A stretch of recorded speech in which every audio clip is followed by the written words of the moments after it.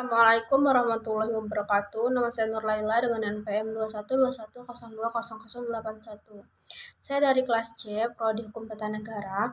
Saya akan mempresentasikan materi pertemuan kedua dari mata kuliah Filsafat Hukum Islam dengan judul Substansi Hukum Islam. Makna hakikat sesuatu menurut filsafat. Definisi hakiki atau esensial adalah pernyataan hakikat sesuatu, yaitu suatu pengertian yang abstrak hanya mengandung unsur-unsur pokok yang diperlukan untuk memahami suatu golongan tertentu dan untuk membedakannya dari golongan-golongan lain, sehingga sifat-sifat golongan tersebut tidak termasuk dalam hakikat sesuatu itu. Definisi yang disebut dalam ilmu mantik sebagai jami' dan mani adalah definisi yang paling penting dalam ilmu pengetahuan dan filsafat. Definisi itu tersusun dari jenis yang terdekat, genus proxium, dan perbedaan spesifik atau differentia specifica. Jenis atau genus ialah setiap pengertian yang menyatakan hanya sebagian dari hakikat sesuatu.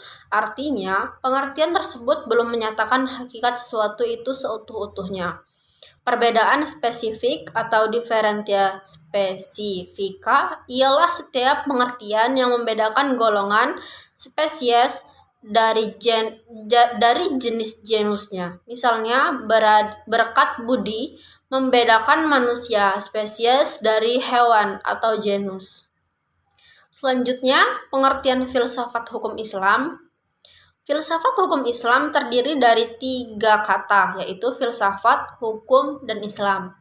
Filsafat hukum adalah pengetahuan tentang pemikiran mendalam, sistematis, logis, dan radikal tentang berbagai aturan yang berlaku dalam kehidupan manusia, baik aturan bermasyarakat maupun bernegara.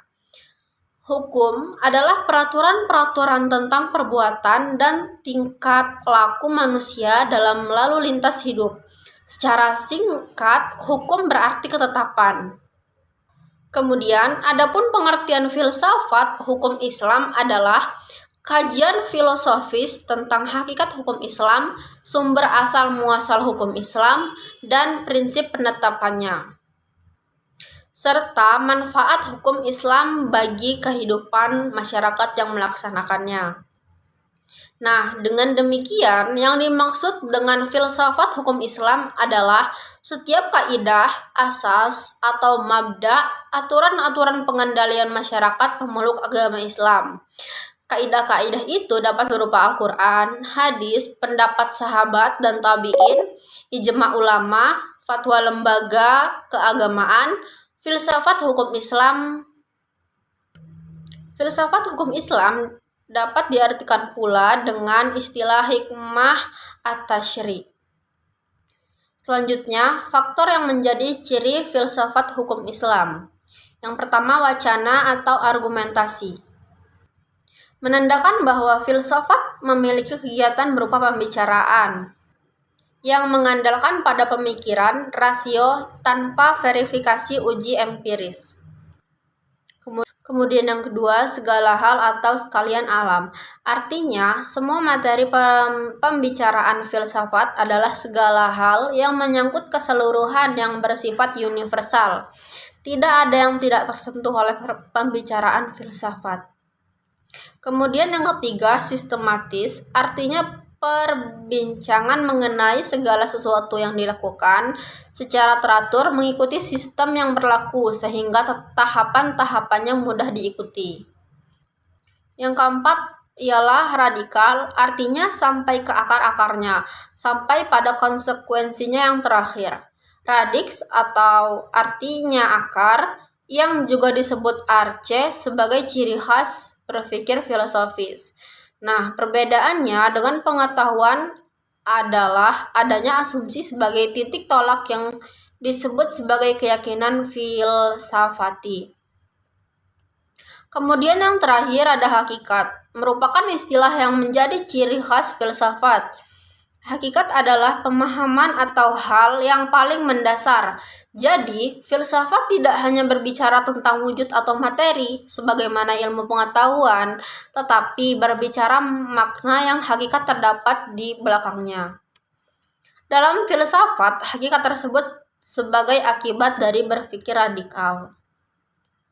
Nah, berdasarkan dari 5 ciri berpikir filosofis tersebut, dapat diambil pemahaman bahwa filsafat merupakan kebebasan berpikir manusia terhadap segala sesuatu tanpa batas, dengan mengacu pada hukum keraguan atas segala hal.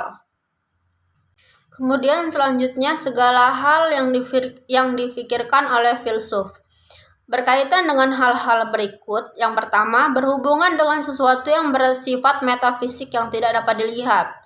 Yang kedua, berhubungan dengan alam semesta yang fisikal dan terbentuk oleh hukum perubahan. Selanjutnya yang ketiga, segala hal sesuatu yang rasional dan irasional.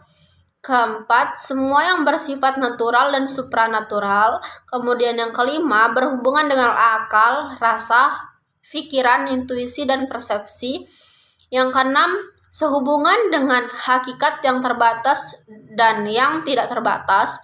Kemudian yang ketujuh, berhubungan dengan teori pengetahuan pada semua keberadaan pengetahuan manusia yang objektif maupun yang subjektif. Kemudian yang ke-8, berhubungan dengan fungsi dan manfaat segala sesuatu yang didambakan manusia atau dihindarinya.